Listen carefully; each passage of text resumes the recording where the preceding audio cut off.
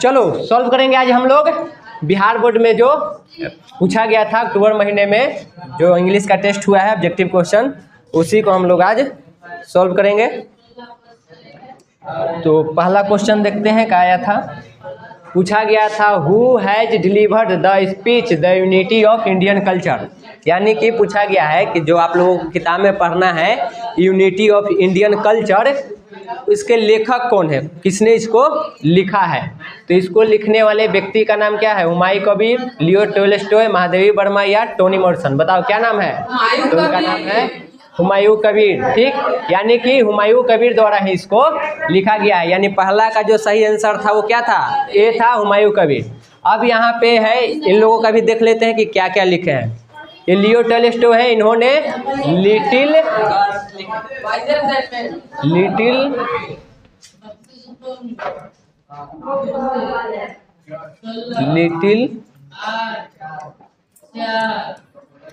Girls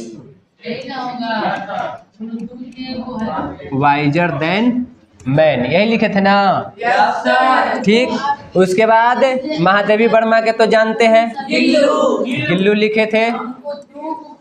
उसके बाद Tony Morrison का वंस अपॉन अ टाइम नाम के लिखे हैं। तो ये इन लोगों का है। ऐसे पहला का सही जवाब क्या है, हुमायूं कबीर। ठीक, दूसरा देखो, the ancient world thrive a fine followers dot dot dot in many lands. ये तुमको जो इंडियन कल्चर सिविलाइजेशन है उसी से पूछा गया है, बीच में से क्वेश्चन दिया गया है, आपको बताना है रिक्त स्थान पे क्या है। तो आप बुक पढ़िएगा तो उसमें बताया हुआ है। हम लोग ऑप्शन देखेंगे, हिस्ट्री है, सिविलाइजेशन है, कल्चर है, टॉलरेंस है। तो अगर आप उसमें देखिएगा तो उसका सही जवाब जो हो जाएगा वो बी हो जाएगा, सिविलाइजेशन। ठीक है, तो दूसरा का सही जवाब क्या था, बी, सिविलाइजेशन। आप लोग अपने अपने टिक मारते जाइए क्वेश्चन में, सही आंसर में। उसके बाद है उसके बाद फिर डॉट डॉट है, built up a new civilization which has astonished scholars. ये भी उसी चैप्टर से है और बीच से पूछा गया है। ठीक है, तो इसमें भी बताना है कि यहाँ पे जो खाली जगह है वहाँ पे क्या होगा। पूछा गया है कि यहाँ पे इन चारों में से जो आर्यंस है, सक्स है, प्री आर्यंस है या ग्रीक्स है, इनमें से किसी ने एक नए सिविलाइजेशन की सभ्यता का यहाँ पे विकास किए थे, उसकी स्थापना किए थे। और ये चीज़ जो विद्वान लोग हैं उनको आश्चर्यचकित कर दिया था। जिस तरह से इन लोगों ने सभ्यता का विकास किया था उसके वो इन लोगों को आश्चर्यचकित कर दिया था। ऑप्शन में दिया हुआ है आर्यंस, सक्स, प्रे आर्यंस या ग्रीक्स, इसमें से कौन सा होगा। तो बुक आप लोग देखिएगा तो उसमें इसका सही जवाब हो जाएगा सी, प्रे आर्यंस ने ही वो बिल्ड किया था। तो तीसरा का सी सही जवाब है। उसके बाद है there are civilized people among whom only a dot dot dot section have achieved culture. यहाँ पे पूछा जा रहा है कि अगर हम लोग देखें तो यहाँ पे बहुत सारे लोग हैं जो सभ्य है, सभ्यता का विकास हुआ है, लेकिन संस्कृति को इनमें से कितने लोग अचीव कर पाए यानी प्राप्त कर पाए। लार्ज मतलब बड़ा, बिग मतलब भी वही होता है, या स्मॉल या फिर ह्यूज। तो यहाँ पे इसमें जो है सही जवाब हो जाएगा इसका सी, स्मॉल। बहुत कम लोग उसको अचीव कर पाए हैं, तो इसका सी हो जाएगा। ये भी बीच से ही आया है। उसके बाद है in Europe the difference between masses and classes is at times very great होगा, स्मॉल होगा, नेलिजिबल होगा या फिर एक्यूट होगा।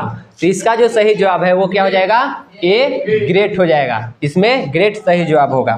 ठीक है, फिर आगे पूछा गया था who is the writer of the poem the sleeping porter. Sleeping porter जो कविता आप लोग को पढ़ना है उसको किसने लिखा है, पूरन सिंह ने, अलेक्जेंडर पोप ने, लक्ष्मी प्रसाद देवकोटा ने या विद्यापति ने। तो इसको किसने लिखा है, कहाँ टिक मारे थे। इसमें सही जवाब कौन हो जाएगा, सी वाला, लक्ष्मी प्रसाद देवकोटा मारे थे। पूरन सिंह का कविता के नाम जानते हैं, क्या ची नाम है, कोयल। ठीक, अलेक्जेंडर पोप का ओड ऑन सॉलिट्यूड नाम के है। ठीक, और विद्यापति का जानते हैं थिनर देन क्रेसेंट। यही था ना, जिसमें राधा और कृष्णोला कविता पढ़ना है उनकी। ठीक, तो इसका जो सही जवाब है वो कौन हो जाएगा? सी, लक्ष्मी प्रसाद देवकोटा।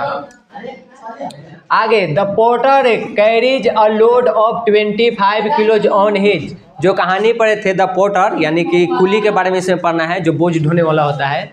तो वो जो कविता हम लोग पढ़े थे, उस कविता में पोर्टर जो है वो सामान लेकर जा रहा था, ठीक, उठा करके। अब वो सामान कहाँ लिया हुआ था? अपने पीठ पे लिया हुआ था, सिर पे लिया हुआ था, या किसी सूटकेस में था, या किसी बॉक्स में था, यही आपको बताना है। तो उसमें वो यहाँ पे 25 किलो जो वजन है वो अपने पीठ पर लेकर के घूम रहा था, चढ़ रहा था, वो ऊपर में है, चढ़ रहा था। तो इसका सही जवाब क्या हो जाएगा? ए, बैक। बैक मतलब पीठ पे या पीछे लेकर के ये चढ़ रहा था। ठीक, तो इसका ए सही जवाब। उसके बाद है the porter dot dot a distance of 6 miles.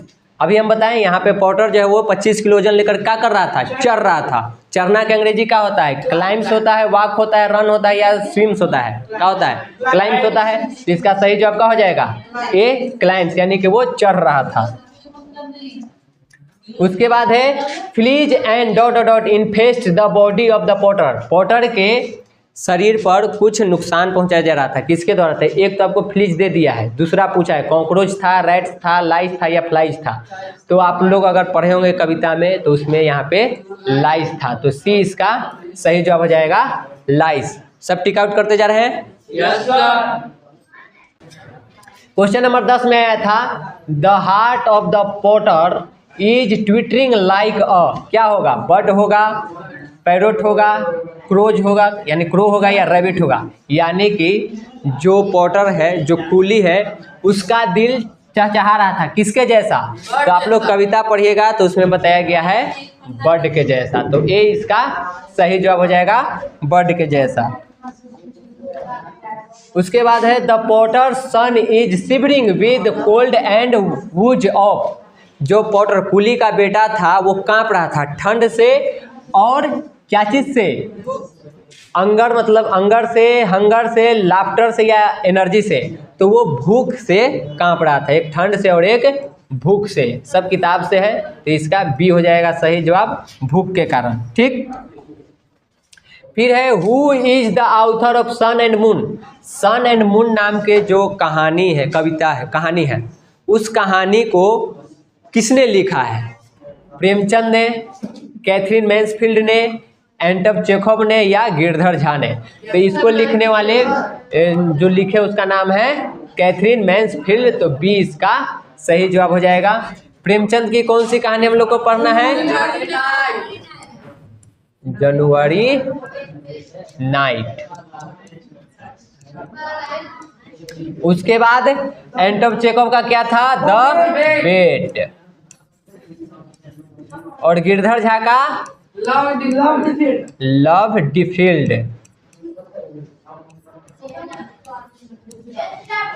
ठीक है, क्वेश्चन जो था कि सन एंड मून के लेखक कौन? तो इसमें कैथरीन मैन्सफील्ड हो जाएगा। The chairs of the party came in the night, evening, afternoon, या मॉर्निंग। ये सवाल जो है आप लोग को सन एंड मून से आया है। सन मून जो कहानी पढ़ना था उसमें पूरा बताया गया है एक पार्टी के बारे में। तो वो जो पार्टी हो रही थी, तो पार्टी में कुर्सियां भी आई थी। कुर्सी कब आया था? रात में आया था, शाम को, दोपहर को, या मॉर्निंग को? तो वो कब आया था? दोपहर को। तो सी इसका सही जवाब हो जाएगा, आफ्टरनून। उसके बाद the colour of the chairs that had come for the party was. जो कुर्सियां आई थी पार्टी में दोपहर को, वो किस कलर का था? कौन सा रंग था उसका? ब्राउन था, सिल्वर था, ब्लैक था, या गोल्डन था? तो जो लाया गया था पार्टी में जो कुर्सियां, वो किस कलर का था? गोल्डन कलर का, यानी कि सुनहरे रंग का था। तो डी इसका सही जवाब हो जाएगा। फिर है the colour of the socks that son was wearing was. Party में तैयार होने के लिए सन को ले जाया गया था, सन और मून दोनों को। तो सन जब तैयार हुआ था तो पूछा जा रहा है कि वो जो मोजा पहना था वो किस कलर का था? वाइट था, रेड था, ब्लू था, या फिर ब्लैक था? तो सन ने जो सॉक्स पहना था वो व्हाइट कलर का था, तो ये इसका सही जवाब हो जाएगा। रेड कलर का क्या था उसका? शूज था। जो जूता पहना था वो किस कलर का था?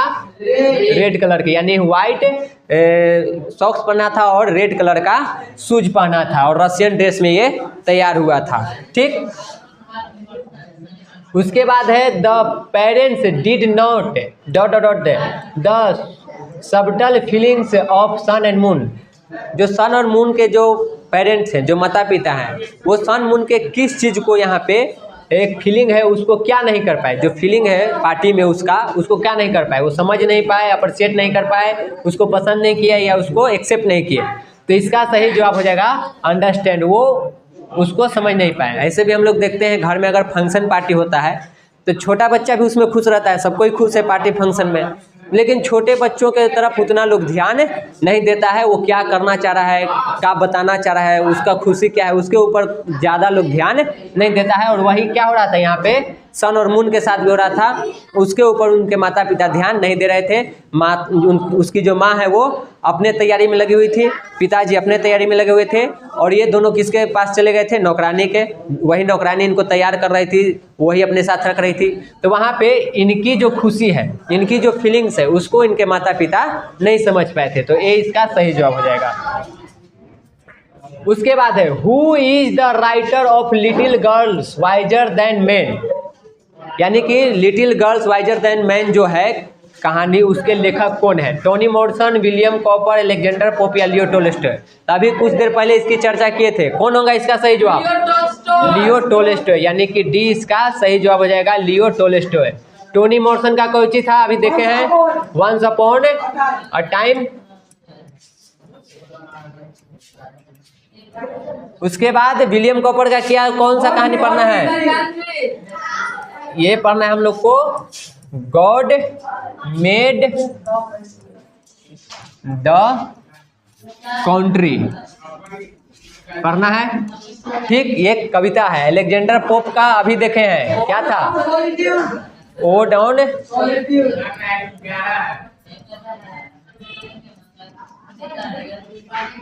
ठीक है, अगला क्वेश्चन देखते हैं। The two girls had just come from the when they met. यहाँ पे भी ये सवाल पूछा गया है, little girl wiser than men से।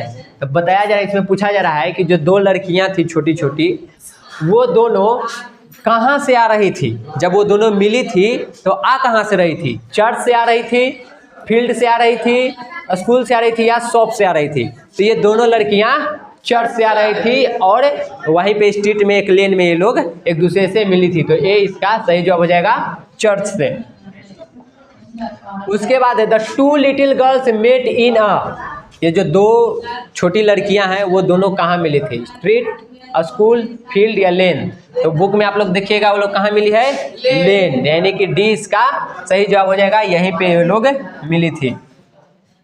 फिर है द लिटिल गर्ल वोर अ ... फ्रॉक। जो सबसे छोटी लड़की है वो किस कलर का फ्रॉक पहनी हुई थी?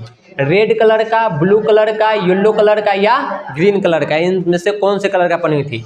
तो जो छोटी लड़की है वो किस कलर का पहनी हुई थी? ब्लू कलर का। तो बी इसका सही जवाब हो जाएगा। और उस छोटी लड़की से थोड़ी जो बड़ी थी वो किस कलर का पहनी हुई थी? वो येलो, यानी कि पीला कलर का फ्रॉक पहनी हुई थी। ठीक, लेकिन यहाँ पे पूछा गया सबसे छोटी लड़की का, तो उसका क्या हो जाएगा? बी, यानी कि ब्लू। उसके बाद है हम लोग को अब ग्रामर से देखना है, फिल एंड ब्लैंक भरना है। पहला सवाल पूछा गया था ... रिच आर हैप्पी। अब यहाँ पे आपको बताना है कि ए होगा, एन होगा, द होगा या वन होगा। तो इसको पहले देखिए, एन तो होगा नहीं, क्योंकि एन होने के लिए वॉवेल होना चाहिए, और यहाँ पे क्या चाहिए? कॉन्सोनेंट है, तो एन कट गया। ए और वन को देखो, तो ए जब भी अगर यहाँ पे लिखा था रिच मैन, तो यहाँ पे आर नहीं रहता, इज हो जाता। वन मतलब भी क्या होता है? एक होता है। तो अगर वन भी यहाँ पे भरेंगे तो यहाँ पे हमको क्या होना चाहिए? इज होना चाहिए। तो यानी कि ना तो ये होगा, न ये होगा और ना ये होगा, यानी कि इसका सही जवाब कौन सा हो जाएगा? सी, द। यहाँ पे द भराएगा। द रिच का मतलब होता है जितने भी अमीर लोग हैं सबकी बात हो रही है। यानी कि किसी एक खास की बात यहाँ पे नहीं हो रही है, जितना भी अमीर लोग हैं उन सब की बात हो रही है। तो अमीर लोग खुश रहते हैं, तो यहाँ पे बहुत सारे लोग हैं, इसलिए यहाँ पे आर हो गया। जो भरना था हम लोग को आर्टिकल वो यहाँ पे द होगा। उसके बाद है फिर fill in the blank, is there dot dot dot pond in your village. पूछा जा रहा है, अगर इसका हिंदी करें तो इसका हिंदी होगा, क्या आपके गांव में तालाब है? ये इसका हिंदी होगा, ठीक। क्या आपके गांव में तालाब है? अब इसको हम लोग अगर ट्रांसलेट करें तो ट्रांसलेट करेंगे तो इसका ट्रांसलेशन बन जाएगा क्या चीज? Is there a pond in your village. ये इसका इंग्लिश ट्रांसलेशन होगा। अब हम लोग को देखना है इसमें से कौन नहीं दिया हुआ है।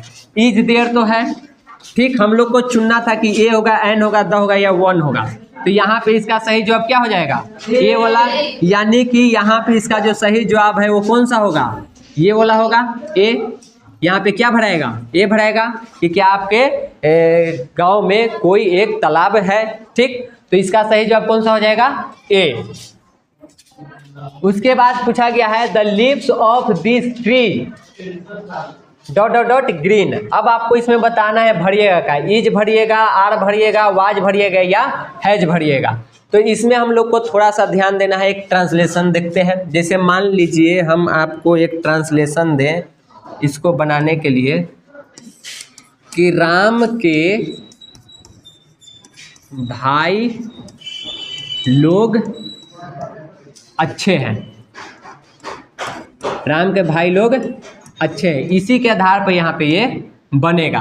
तो यहाँ पे राम के भाई लोग हैं, तो इसको जब हम ट्रांसलेट करेंगे तो इसको हम लोग ऐसे लिखते हैं कि चूंकि भाई लोग है यानी कि भाई एक से ज़्यादा है, तो यहाँ पे हम लोग ब्रदर्स भी लिखेंगे, ब्रदर्स, और उसके बाद ऑफ, और उसके बाद यहाँ पे हो जाएगा राम। अब यहाँ पे आपको बताना है कि आप है के लिए इज भरिएगा कि आर भरिएगा। तो देखिए जब भी ऐसा सवाल आ जाए ये वाला, तो हमेशा जो यहाँ पे हेल्पिंग वर्ब आएगा आपको वो किसके माध्यम से आएगा? इसके अनुसार। यानी कि यहाँ पे जो है द ब्रदर्स है, इसके अनुसार। अब ब्रदर्स यहाँ एक है कि एक से ज़्यादा है? तो एक से ज़्यादा है, तो इज भरेंगे कि आर भरेंगे? यानी यहाँ क्या लिखा था? आर, और उसके बाद अच्छे का हम लोग गुड लिखते हैं। उसी आधार पे ये है, यहाँ पे एक आपको दे दिया गया है, एक तरफ है आपको लीव्स और दूसरे तरफ क्या है? दूसरे तरफ है आपको ट्री। अब बताइए कि यहाँ पे जो भरना है हमको, लीव्स के आधार पे भरिएगा या ट्री के? लीव्स मतलब होता है पत्तियाँ, ठीक। ट्री मतलब पेड़। तो जो यहाँ पे हमको वर्ब डालना है, हेल्पिंग वर्ब, वो कौन सा डलाएगा? इसके आधार पे या इसके आधार पे? यहाँ पे पत्तियां हैं या पत्ती है? पत्तियां हैं, एक से ज़्यादा है क्योंकि एस लगा हुआ है यहाँ पे, ठीक। ऐसे इसका अगर सिंगुलर देखें तो क्या होता है? लीफ होता है। लीफ का प्लूरल फॉर्म लीव्स होता है, यानी एक से ज़्यादा है। तो इसके लिए इज भरिएगा कि आर भरिएगा? आर। ऐसे यहाँ पे वर्ड भी भरा था, क्योंकि हमको पता नहीं है यहाँ पे था पूछ रहा है कि है पूछ रहा है, इसलिए ऑप्शन में यहाँ पे वर्ड तो दिया नहीं है, WR दिया नहीं है। तो इसमें कौन सा हो जाएगा? बी वाला। यानी कि यहाँ पे सही जवाब इसका आर हो जाएगा। यहाँ पे हम लोग आर भरेंगे कि the leaves of this tree are green, कि इस पेड़ के जो पत्ते हैं वो हरे हैं। उसके बाद देखो यहाँ पे भी फिर भरना है, there dot dot no ink in this pens. अब यहाँ पे जो आप भरिएगा वो इसके अनुसार वर्ब नहीं डालना है। अब यहाँ पे वर्ब जो डालना है वो इसके अनुसार डालना है। अब यहाँ पे है इंक। इंक जानते हैं जो कलम में डलाता है, ठीक, कलम में होता है। अब बताइए इंक कौन सा नाउन है? इंक किस नाउन में आएगा?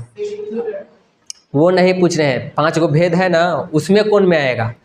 प्रॉपर नाउन में आएगा, कॉमन नाउन में आएगा, मटेरियल नाउन में आएगा, एब्स्ट्रैक्ट नाउन में आएगा, किस में आएगा? तो एक तरह से किस में आता है? मटेरियल में आ जाएगा, ठीक। जो भी नाप तोला है, जैसे पानी हो गया, घी हो गया, तो ये सब उसमें आ जाता है। तो द्रववाचक वाला है, ठीक। और सब हम जानते हैं कि द्रववाचक का कभी प्लूरल नहीं बनता है, यानी कि वाटर का हम लोग कभी भी वाटर्स नहीं कर सकते, इसका प्लूरल फॉर्म नहीं होता है। अगर वाटर है और वाटर के साथ कोई वर्ब लेना है तो सिंगुलर है तो इसके साथ यहाँ पे हेल्पिंग वर्ब भी सिंगुलर आएगा, यानी कि यहाँ पे देयर के अनुसार हम लोग को नहीं भरना है, किसके अनुसार भरना है, इंक के अनुसार, ना तो पेंस के अनुसार भरेगा नहीं देयर के अनुसार, किसके अनुसार, इंक के अनुसार। तो इंक यहाँ पे है तो क्या लिखेंगे, इज लिखेंगे, आर लिखेंगे, वर लिखेंगे, हैव लिखेंगे, क्या हो जाएगा, तो यहाँ पे इज हो जाएगा। अगर यहाँ पे वाज दे देता तो थोड़ा सा हम लोग फंस जाते हैं कि अब यहाँ पे वाज लिखें कि इज लिखें, इसलिए यहाँ पे एक ही दिया है, इज या वाज, यही दोनों में से कोई भराने वाला था, तो इसका सही जवाब क्या हो जाएगा, इज हो जाएगा, ये इसका सही जवाब है। ठीक, आगे देखो, अब यहाँ पे हम लोगों को क्या करना है, डायरेक्ट में दिया हुआ है, इनडायरेक्ट में इसको हम लोग को बदलना है। पहला सवाल दिया गया है, द टीचर सेड इंडिया है 6 सीजन।